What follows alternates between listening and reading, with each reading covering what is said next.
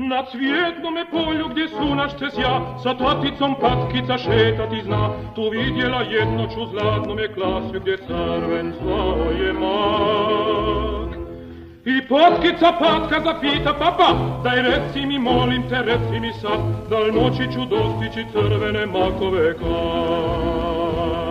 A stari patak mudro odgovori, to nećeš jer te mama malom stvori.